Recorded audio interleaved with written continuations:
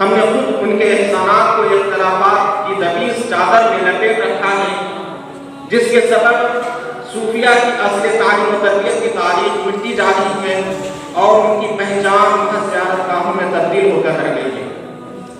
خیر بڑی سچائی یہ ہے کہ ہندوستانی صوفیہ نے ہندوؤں اور عیسائی سادھو اور راہب کے برعکس سماج کے بیچ رہ کر اپنی سرگرمیاں جاری رکھی۔ اسی وجہ سے ان صوفیاء کرام کے دربار ہی سلاطین کے دربار کے مقابلے میں سماجی ادارے اور مرجع خلائق تھے، جہاں ہر نسل و ناقص کو ان کے روح کا مداوا بھی ملتا تھا اور روحانی سکون بھی۔ غذائی بحران سے لوگوں کو نکالنے کے لیے مورخین نے لکھا ہے کہ حضرت سراج پاک علیہ الرحمہ کے نام سے باضابطہ طور پر سراجی لنگر چلتا تھا، اور حضرت نظام الدین اولیاء کی خانقاہ سے تو فیض کا دریا بہتا تھا، جہاں ہماروں کو غربا اور مساکین کی ایک بھیڑ رہتی تھی۔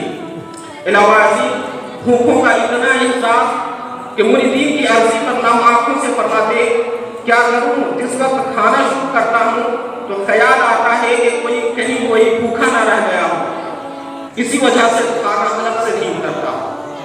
عزیزان ملت اسلامیہ، صوفیاء کرام کے پاس بادشاہوں کی جانب سے جو تحائف آتے تھے، ان کے ہاتھوں کے نتائج حتیٰ کہ درس و تدریس کے نتیجے سب غربا کے لیے وقت تھے، لیکن سلاطین کا تحائف بھیج دینے کی وجہ سے وہ صوفیاء کی جانب سے محفوظ و معمول نہیں ہو جاتے تھے، بلکہ صوفیاء کرام وقتاً فوقتاً انہیں عدل و انصاف، رعایا پروری اور ملک میں خوشحالی کی تلقین کیا کرتے تھے۔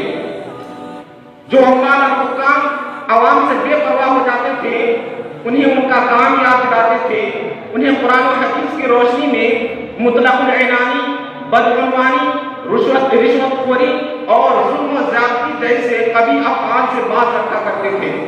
تعلیم و ایجوکیشن کے میدان میں بھی صوفیاء کرام کا اہم کردار رہا ہے۔ اردو زبان کے بانی حضرت تاج السلطنت سلطان سید اشرف جہانگیر سمنانی، شیخ بندہ نواز کے سدراج، اردو ادب میں ہندی زبان کو کثرت سے استعمال کرنے والے محور علم و فن حضرت امیر خسرو اور شیخ سراج الدین اخی پاک نے اپنی تعلیمات اور قائم کردہ لائبریری کے ذریعے سے شائقین علوم و فنون پر ایسا احسان کیا ہے کہ تا قیام قیامت دنیا علم و دانش ان کی مرہون منت رہے ہیں۔ صوفیہ کا مشہور مقولہ ہے کہ صوفی ابوالوقت ہوتا ہے، چنانچہ ان کی خانقاہیں جامعات اور یونیورسٹیز کا درجہ رکھتی تھی۔ سیاح عالم تاج السلطنت سید اشرف جہانگیر سمنانی جہاں جہاں جاتے تھے، وہاں کے لوگوں کو علم و حکمت کے خزانے انہی کی زبان میں کتابی شکل میں بھی آتے تھے، جو کہ شمار سے بالاتر ہیں۔ چنانچہ جب مخدوم پاک ہندوستان تشریف لائے تو یہاں کی مادری اور دفتری زبان دونوں فارسی تھی۔ آپ نے فارسی زبان میں قرآن پاک کا ترجمہ کیا، جو کہ اب تک مخطوطات اور نوادرات کی شکل میں ہمارے یہاں موجود ہیں۔ عزیزان ملت اسلامیہ، حضرت امیر خسرو کا یہ شعر دیکھیں جس میں انہوں نے ہندی زبان کا استعمال اردو ادب میں کیا ہے۔ جب یار دیکھا نین بھر، دل کی گئی چنتا اتر، ایسا نہیں کوئی عجب راکھے اسے سمجھائے کر۔ عزیزان ملت اسلامیہ، صنعت و حرفت کے میدان میں بھی صوفیاء کرام کا کردار اہم رہا ہے۔ چنانچہ حضرت سید علی حمدان شاہی حمدان، انہوں نے اور ان کے رفقا نے کشمیر میں ایرانی دستکاری کے فنون کو فروغ دیا، جس کی بنیاد پر کشمیر کو ایران صغیر کہا جانے لگا تھا۔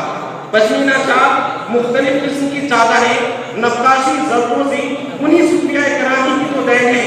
انہوں نے کشمیر میں عوام کو روزگار سے جوڑنے کے لیے جو کارنامہ انجام دیا ہے، ان کا فیضان آج بھی جاری و ساری ہے۔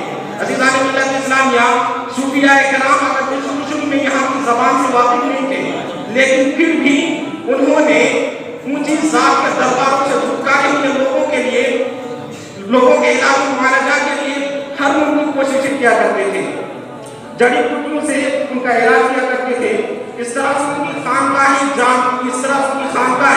ادارۂ صحت بن گئی تھی۔ حضرت سراج پاک علیہ الرحمہ کے نام سے باضابطہ طور پر مورخین نے سراج شفا خانہ کا بھی تذکرہ کیا ہے، جہاں ہر وقت بلا امتیاز مذہب و ملت ہر طبقے کے لوگوں کا فری میں علاج ہوتا تھا اور وہ صحت یاب مکمل کا ہو کر رہ جاتے تھے۔ عزیزان ملت اسلامیہ، ان تمام چیزوں کے علاوہ صوفیہ کرام نے اور بھی فلاحی اور بہبودی کارنامے انجام دیے ہیں۔ المختصر صوفیہ کی نظر التقوی اللہ پر ہوئی، وہ تخلقو کہ اپنا اللہ کے سچے مصداق اور مظہر عدل تھے، ان کا رویہ سب کے ساتھ یکساں تھا۔